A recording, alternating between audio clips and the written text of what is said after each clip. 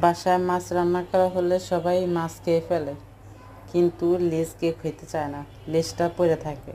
তাই আজকে শাশুড়ি আম্মা বলল লেজের ভর্তা বানাবো। লেজ দিয়ে ভর্তা বানানো খুব মজা বানালে। তাই আগে লেজটা ভালোভাবে ভেজে নিব। ভেজে নেওয়ার পরে উল্টাপাল্টা সুন্দর করে ভেজে নিব। ভেজে নিয়ে মাছটা তুলে ফেলবো। তুলে ফেলে মরিচটা আগে ভালোভাবে মাখিয়ে নেব। মরিচ পেঁয়াজ দুটোটা ভালোভাবে মথে নিব। মরিচটা একটু কম দিছি, কারণ আমাদের মরিচের ঝাল বেশি। মাছটা ভালোভাবে বেছে নিব, কাটা যাতে না থাকে। বেশি কাটা থাকলে আবার ভর্তাতে ভালো লাগে না। ভর্তা ভালোভাবে যদি কাটা মুক্ত হয় তাহলে সবাই পছন্দ করে।